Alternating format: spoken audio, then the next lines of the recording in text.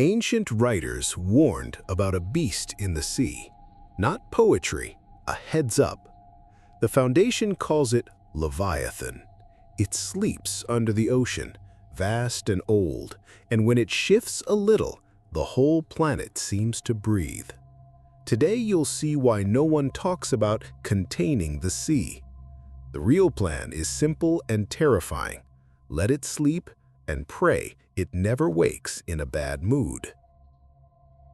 Leviathan isn't a giant fish. Think continental scale. A living mass draped across the sea floor, stitching trenches and ridges like the planet were a mattress. Almost everything we know is indirect. Seismographs drawing weird loops, GPS buoys slipping a few centimeters, tide gauges spiking on windless days, shipping lanes quietly redrawn. When an island chain moves millimeters on the map, that's not a satellite glitch.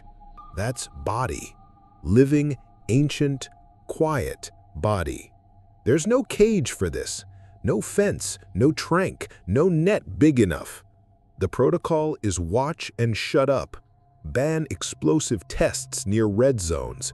Reroute flights and convoys. Smudge public data sets that might expose a pattern. Keep the listening stations on, always. You don't imprison an ocean. You avoid poking whatever sleeps beneath it, especially if it's the size of countries. The signs read like noise. A new island that appears and vanishes within 2 days. Choppy water on a sky blue afternoon. Ultra-low rumbles traveling hundreds of miles through deep sound channels. Shoals breaking into ruler straight lines as if a city-sized shadow slid underneath. Subtle, rare, but when they line up, engineers run out of answers and captains push throttles hard. The codename wasn't picked for drama. In old scriptures, Leviathan is the face of ocean chaos, a reminder that nobody owns the sea. The Foundation isn't doing theology, just logistics, but the metaphor fits, a primal force that puts human scale back in place. The name stuck because it communicates fast and scares just enough to be honest. Sometimes myth is the most honest tool for the unimaginable. Here's the risk.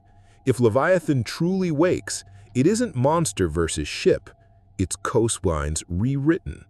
A single roll could push walls of water, scramble currents, choke harbors, wipe out seaside towns. Tunnels, pipelines, transoceanic cables, all of it turns into loose wire. We love to think we run the planet. The planet merely tolerates us along the edge. Surveillance stacks in layers, satellites reading sea height, linked tide gauges along the coasts, a mesh of hydrophones listening to the deep for inhuman lows. When amplitudes drift off the chart, the dormant protocol triggers. Information blackout, quiet evacuations, sirens only at the last second. Standard order for coastal sites. Lights out, step back from the shore, await instructions. No panic, no photos, just movement. We're the biggest trigger. Drilling where we shouldn't, routine seismic surveys, plans to extend islands for a luxury resort, deep-sea mining. One bad calculation becomes an alarm clock. That's why so many ocean projects die on paper. Officially, cost. Off the record, someone remembers you don't kick the planet's ribcage.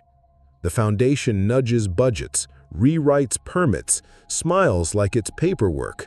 Underneath, it's responsible fear.